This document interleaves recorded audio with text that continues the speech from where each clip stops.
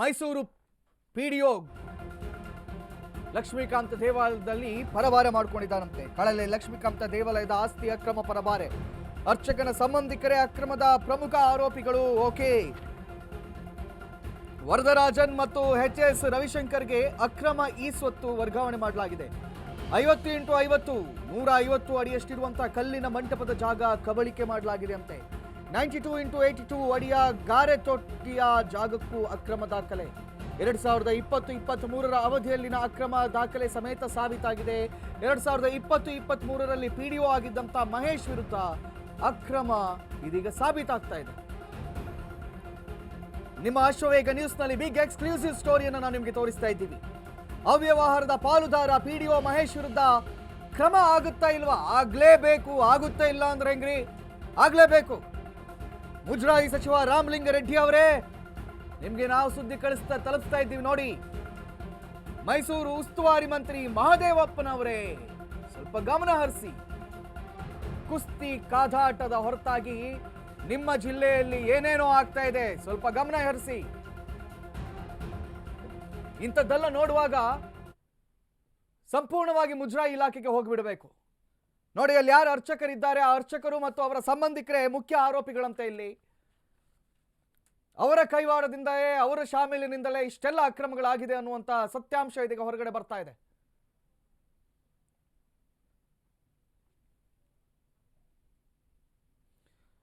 S, ಇನ್ನು ಈ ವಿಚಾರದ ಕುರಿತಾಗಿ ನಮ್ಮ ಪ್ರತಿನಿಧಿ ಸಂದೀಪ್ ನಮ್ಮ ಜೊತೆ ದೂರವಾಣಿ ಸಂಪರ್ಕದಲ್ಲಿದ್ದಾರೆ. ಸಂದೀಪ್, ದೇವಾಲಯದ ಆಸ್ತಿಯನ್ನು ಇವರು ಕಬಳಿಕೆ ಮಾಡ್ತಾರೆ ಅಂತ ಹೇಳಿದ್ರೆ ಇವರಿಗೆ ದೇವರ ಮೇಲೂ ಭಯ ಇಲ್ಲ ಅಂತಾಯ್ತು.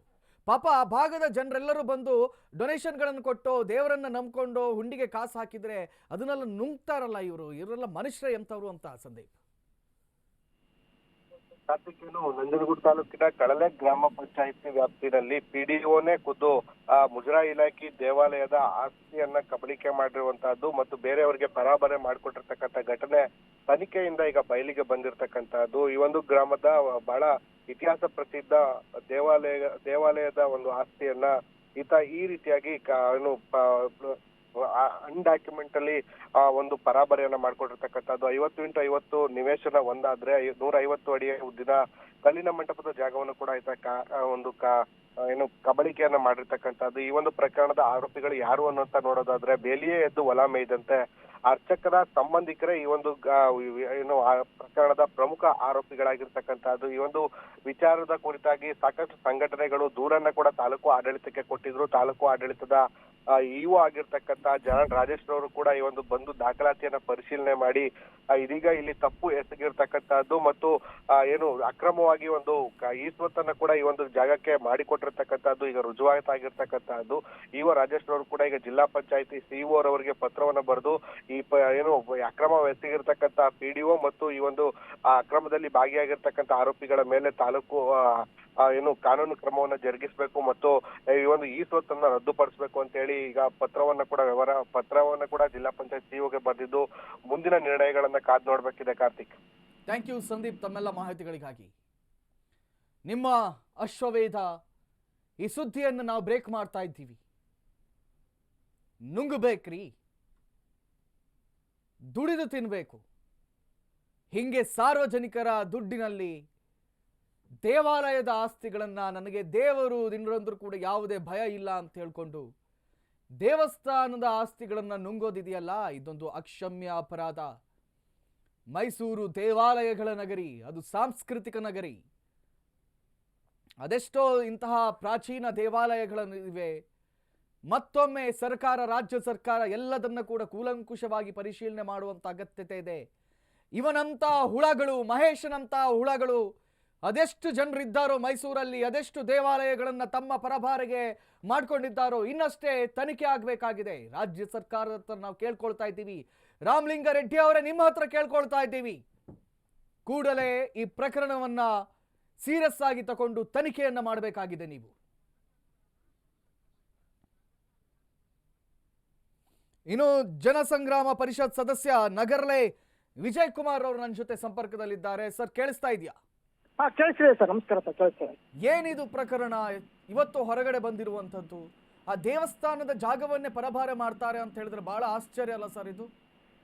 ಖಂಡಿತ ಸರ್, ಇದು ಇವತ್ತೊಂದಲ್ಲ ಸರ್, 2014 ಇದ್ರ ಬಗ್ಗೆ ಸ್ಥಳೀಯ ಗ್ರಾಮಸ್ಥರ ಒಂದಷ್ಟು ಜನ ಧ್ವನಿ ಎತ್ತಿ ಸಂಬಂಧಪಟ್ಟ ಇಲಾಖೆಗೆ ಪತ್ರ ವ್ಯವಹಾರ ಮಾಡಿದ್ದಾರೆ ಸರ್. ಸೊ ಹಂಗಾದ್ರೆ 2014ರಿಂದನೂ ಇದಾಗ್ತಾ ಇದೆಯಾ? ಹೌದು. ಆದ್ರೆ ಅವನು ಪ್ರಭಾವಿ ಇದ್ದಾನೆ, ಯಾರೋ ಅಕ್ರಮವಾಗಿ ಸ್ಕೂಲ್ಗೆ ಪರ್ಮಿಷನ್ ಅನುಮತಿಯನ್ನ ತಕೊಂಡಿದ್ದಾನೆ, ಆತ ಪ್ರಭಾವಿ ಇದ್ದಾನೆ.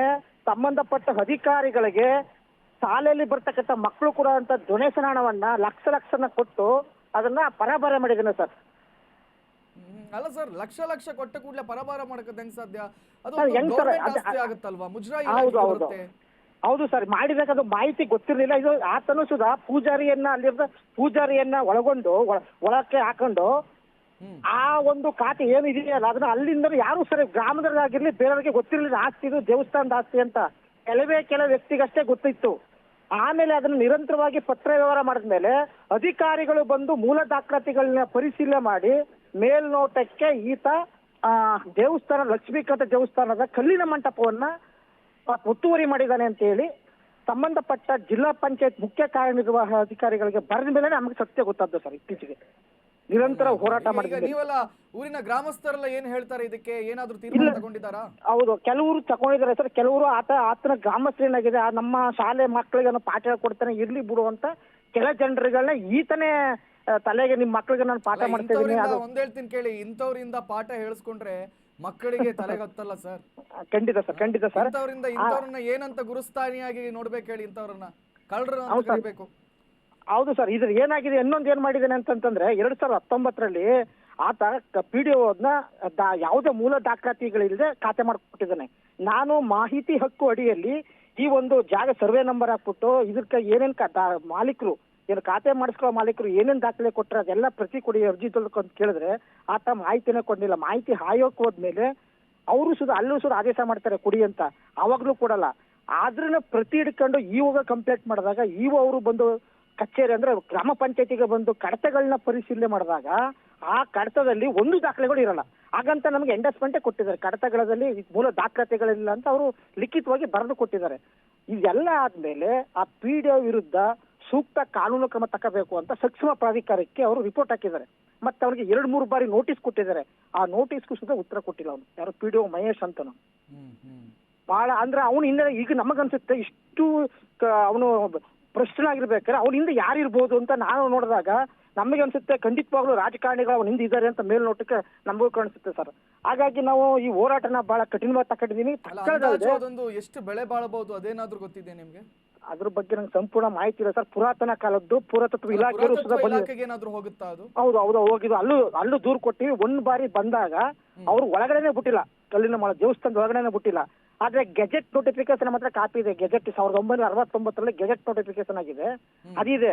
ನಮ್ಮಲ್ಲೇ ರೆಕಾರ್ಡ್ ಇಲ್ಲ ಅಂತ ಪುರಾತತ್ವ ಇಲಾಖೆ ಹೇಳ್ತಾರೆ. ಆದ್ರೆ ಗ್ರಾಮ ಪಂಚಾಯತಿಲಿ ಇದೆ, ನೀವು ಅಲ್ಲಿ ಹೋಗಿ ಅದನ್ನ ಒತ್ತುವರಿ ಆಗಿದೆ ತೆರವು ಮಾಡಿಸಿ ಅದು ಇದ್ ಮಾಡಿ ಆಮೇಲೆ ನಾವು ಅದನ್ನ ರಕ್ಷಣೆ ಮಾಡ್ತೀವಿ. ನಾವು ಪುರಾತತ್ವ ಇಲಾಖೆ ನಾವು ಅದನ್ನ ರಕ್ಷಣೆ ಮಾಡ್ತೀವಿ, ನೀವು ಹೋಗಿದ್ರೆ ತೆರವು ಮಾಡಿಸಿ ಅಂತ ಹೇಳಿ ಪುರಾತತ್ವ ಇಲಾಖೆಯವರು ಆರಿಕೆ ಉತ್ತರವನ್ನು ಕೊಡ್ತಾರೆ. ಕೋರ್ಟ್ ಅಲ್ಲಿ ಮೊಕದ್ದಮೆ ಹೂಡುವಂತ ಪ್ರಯತ್ನ ಏನಾದ್ರು ಮಾಡಿದೀರಾ? 100% ಸರ್. ರಾಮಲಿಂಗ ರೆಡ್ಡಿ ಅವರಿಗೆ ನೇರವಾಗಿ ಭೇಟಿ ಮಾಡಿ ಅವರ ಕಚೇರಿಗೆ ಕೊಟ್ಟಿದೀವಿ.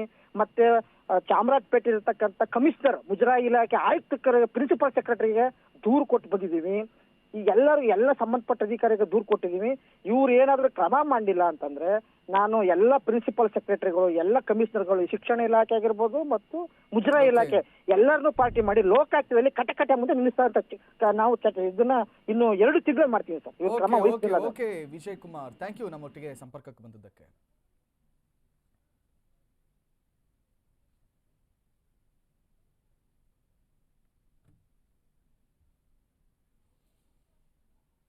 ಇನ್ನಷ್ಟು ಸುದ್ದಿ ಮುಂದುವರಿಯುತ್ತೆ ಪುಟ್ಟ ವಿರಾಮದ ಬಳಿಕ.